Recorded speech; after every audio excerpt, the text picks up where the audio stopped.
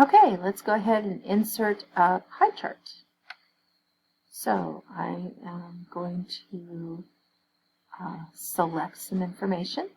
So the key here is to select cell A2 with Fat Plus and include January to February, March. All right, so I select somewhere on my page. I select A2 all the way to March. I hold the control key down because I'm going to skip jam, and I'm going to come in here and get custard. All right, so I have it all right here, and I go to Insert, Pie Chart,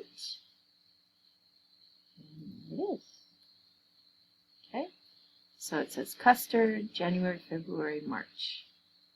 All right, so I'm going to just put this down here. Also, what happens sometimes is you select the wrong data, and you end up with like a 1, 2, and 3. And it says custard. So let me show you what happens in that regard. What you do is you select January, February, March, because those are the months. You hold the control key down and select custard all the way over, and then select Insert Pie Chart, and we end up with nothing. Okay, because we did not make a rectangle. So I delete that. I'm going to make a complete rectangle by going right here, A2, all the way over to January, February, March.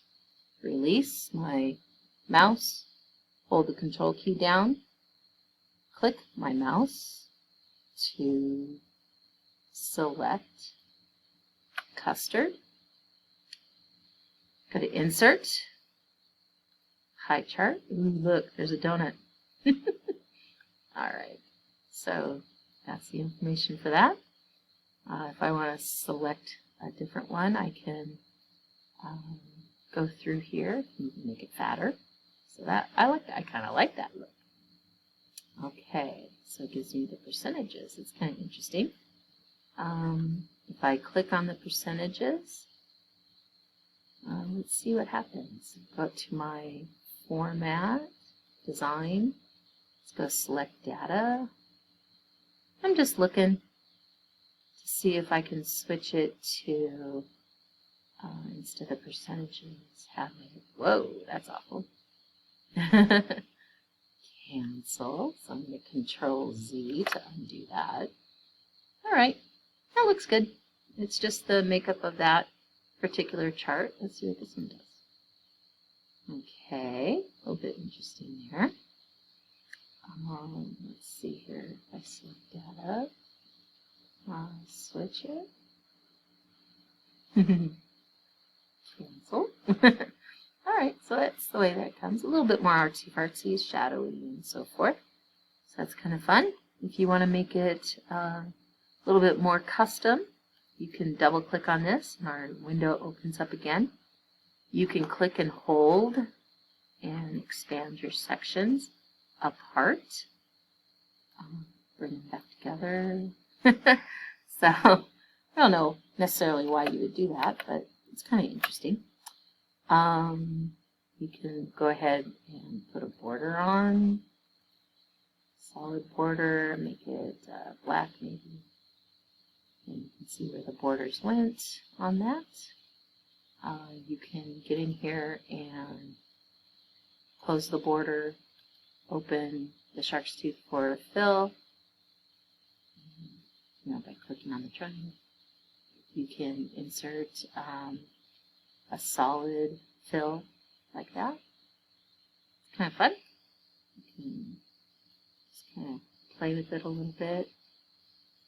See how I moved that around. 13. That was interesting how I did that. And I'm just getting in here and just kind of messing with it. So, looks like it switched to total for some reason. Let's see what's going on there. Okay. January, February, March. All right. So, get in there, kind of make it your own. make it artsy fartsy. Whoa, that's just awful. Take off my gradient.